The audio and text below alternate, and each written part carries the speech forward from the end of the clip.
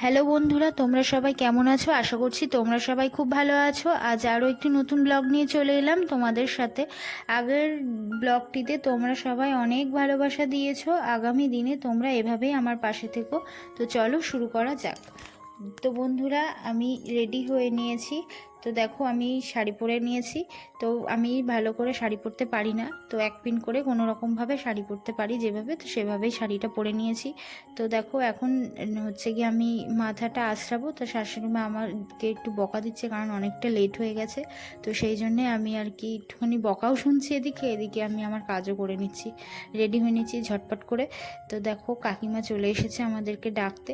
তো দেখো, কাকিমা আমাদের রেডি হওয়া হয়নি বলে, তাই জন্য কাকিমা এখন চলে যাচ্ছে মন্দিরে। তো ওই যেই টালির চালাটা দেখলে, ওইটা আমাদের রান্নাঘর। ওখানে আমরা সকাল দুপুর রাত 3 বেলায় রান্না করি। আর ওইটা দেখো আমাদের বাগান বাড়িতে, ওইটা হচ্ছে আমাদের পুরো আম গাছ।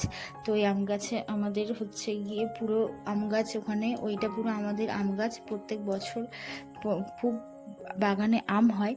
আর ওটা পিছনে হচ্ছে আমাদের সবেদা গাছ। তো দেখো বন্ধুরা, আমি তোমাদের কথা বলতে বলতে পুরোপুরি রেডি হয়ে গেছি, নিচে চলে এসেছি। নিচে এসে দেখো, আমি হচ্ছে এখন সিঁদুরটা পরে নিচ্ছি, টিপ পরে নিলাম। আর শাশুড়ি মা আমাকে একটু হাতে হাতে হেল্প করে দিচ্ছে, যাতে আমার একটু তাড়াতাড়ি গোছানো হয়ে যায়। তো দেখো, কাকা আমাকে ডাকছে। তো কখন রেডি হবা, কখন যাবা মন্দিরে, এত দেরি হয়ে গেল। তো সেই জন্য আর কি কাকা আমাকে একটু বকছে। তো কাকার সাথে আমি কথা বলছিলাম। তো কাকাকে বলছিলাম, তুমি আমাদের ঘরে এসো, এসে বসো। তো কাকা আসবে না, কাকা আমার সাথে আর কি মজা করছিল।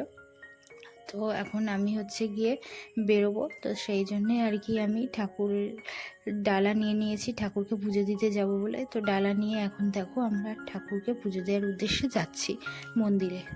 তো ভিডিওটা তোমাদের কাছে কেমন লেগেছে অবশ্যই কমেন্ট করে জানিও। আর অবশ্যই আমাদেরকে একটা লাইক করো। আমাদের আর পাশে থেকো, সুস্থ থেকো, তোমরা ভালো থেকো। তো আজকের ব্লগটা এই অবধি, দেখা হচ্ছে নেক্সট।